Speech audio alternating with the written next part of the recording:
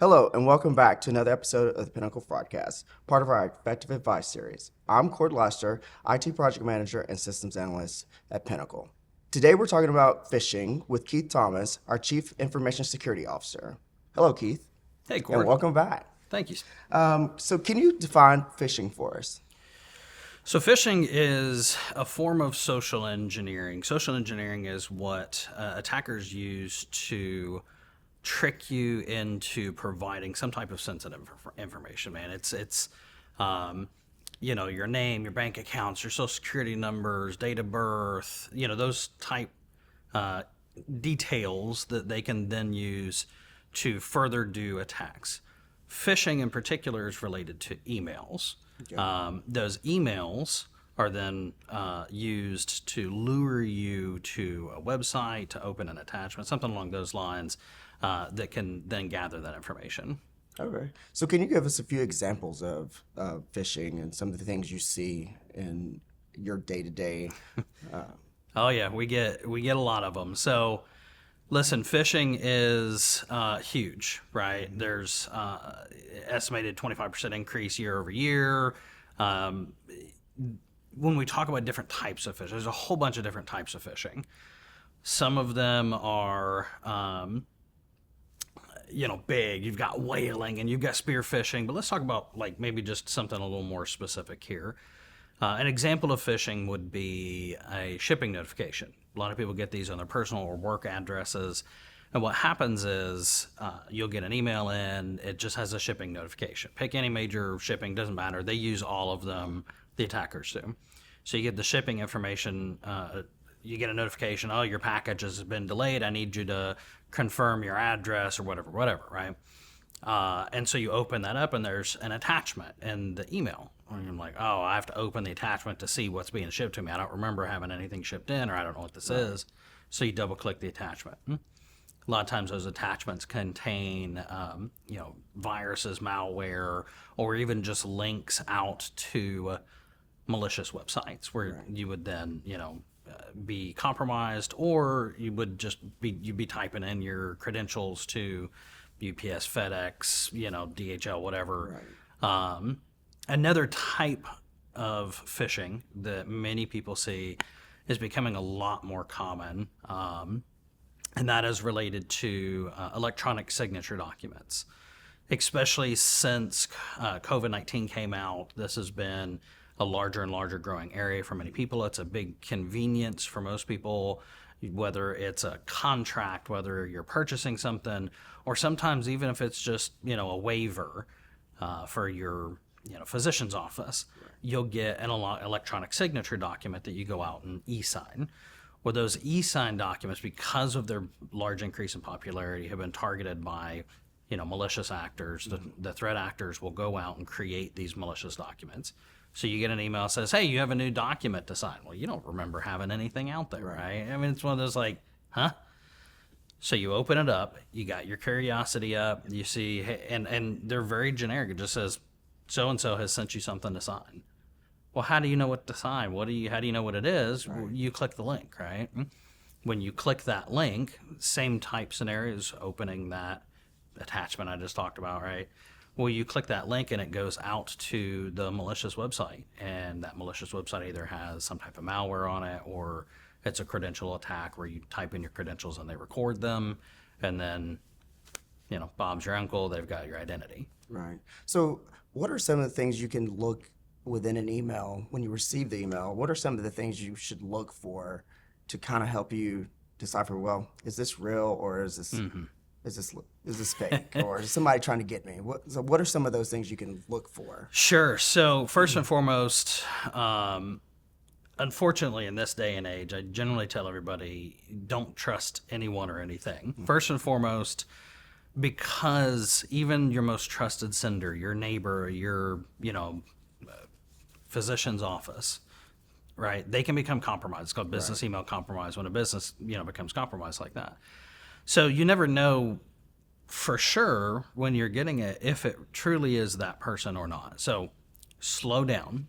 Be skeptical about what you're receiving. Is it legitimate? Does it make sense? You got a shipping notification. Well, I haven't ordered anything. Why am I getting a shipping notification? We're naturally curious people, so we want to click that link. We want to open it up and see what it is. Is this real? Right. Don't do that. If you don't know what it is, you're not sure why you got it, don't click on it. Don't delete it. Just stop.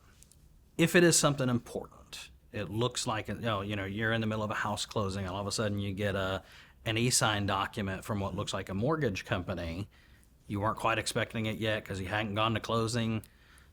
It's a great example of we're going to slow down and we're going to trust but verify. We're going to pick up the phone. We're going to call from a number in my phone, not the number in the email. Right. We're not going to reply to the email because if it's been compromised, you're just going to continue talking to that threat actor, right? Call them at a known good number and say, hey, did you send this to me? Blah, blah, blah, blah, blah. And they'll, oh, yeah, that's me, Or they'll say, no, I didn't do that. And you go, delete, and it's gone, right? Next thing you can do are, typical good safety, things for your computer. And that's make sure you have, anti-malware, antivirus protection. Sign up for a reputable email service. Most email services out there, even the free email services, will have some form of phishing, spam, malicious email protection. Even if it's basic, it's still better than nothing. Right. So have some type of protection for your computer, for your email. And then again, slow down, look at the context. There's certain cues that most attackers will use. They're going to say things, they're going to try and spur you to action. Mm-hmm. They're going to, this is urgent, it has to be done by 2 p.m., we need it right now, right? They're going to, that kind of thing. It's going to have some type of hook, something that makes sense to you, something that's personal or legitimate to your business. Fraud is a large area for us, and we're a bank. Mm-hmm. But fraud in general is a huge problem across the world. A 25% increase every single year for a while now, and it just keeps getting worse, and that's because of things like phishing, as an example of that.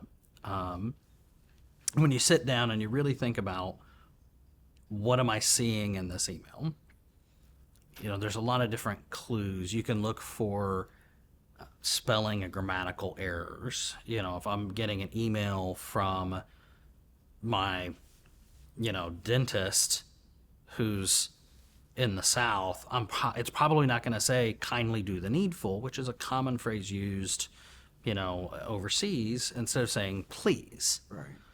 Something's a little bit off about that. That doesn't make sense, right? That's that slow down doesn't make sense piece. And then you've got other things that you can look at when you're going through those that why am I getting this? Is this timely? Is this appropriate? That makes sense contextually, but because with the advent of artificial intelligence, generative AI, several years ago, really changed the ball game when it came to phishing emails. You can no longer just trust spelling and punctuation, grammatical errors, those kind of things in an email to know whether it's phishing or not. Right. Sure, those cues are still out there. Sometimes, threat actors are a spray and pray type attack. They just blast a whole bunch of stuff out there, and they'll get a few people that'll click it. But the more sophisticated ones, the more successful ones are using generative AI to create realistic emails with perfect punctuation, grammar, contextually correct. I mean, I would swear I was talking to Cord, Right. So it's important to look for those other clues as you're working through and looking at those phishing emails. That will really help protect you. Yeah. I was giving someone an example the other day of an email I received that from a prior employer. I'm a Starbucks fan, love Starbucks.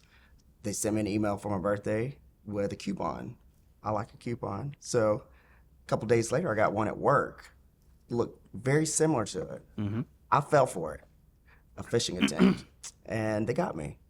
Sure did. So for our clients, for peace of mind for them, how can we assure them that Pinnacle is doing our part to avoid being phished internally, so we're protecting them? Yeah, education's a huge piece of this, whether our clients doing it themselves at home or even here at Pinnacle. We're regular doing phishing testing for our associates. So that's a big thing here at Pinnacle, is to make sure that everyone's well educated and understand what those clues are as they look at their email and work along. Outside of that, of course, a lot of those same protections that I just mentioned, making sure that we have, industry best protection against malware, phishing emails, et cetera, to help block them before they come in. And at least for us, we always use more than one provider to double check. Some things sometimes get missed by one tool and get picked up by another. That's very common across the security space. And so a lot of times we'll have more than one, it's called control. We'll have more than one control in place to help prevent those attacks from coming in. When we talk about attacks, it's a lot. It's something that's not going away for anybody. Right. And I guess one last question I would ask is, and it may not be related to phishing, but I feel like it is. There's a lot of text messages going out right now. And it's very similar. They have links in them. So is that related to phishing as well? Yeah, so listen, it is. It's called smishing, SMS phishing. So a little bit of SMS subject, is text but messages, yep. Kind of works with this. I would bet you money that almost no one has kind of missed out on the boat here. Right. Everybody's gotten the you have unpaid parking, or Department of filling the state, transportation, and you have a toll fine, right? The toll booth one was a huge one, was going around. The estimated 65 some odd million people got it at one point in time, and it was a notification that you didn't pay a toll and that you needed to go click this link to go pay it, right? SMS, phishing, smishing, exact same way as regular phishing. You're going to slow down, look at the context. I don't take toll roads. Why would I have a failed toll? I'm not clicking that link. And if you look at the link, it was like something.xyz, or, it didn't make any sense. And so, those are a huge slow down, stop, treat it the exact same way as a regular phishing mail. Okay. Well, that was great information. Thanks for explaining phishing to our audience. For more information, you can go to pnfp.com/fraud. Thank you.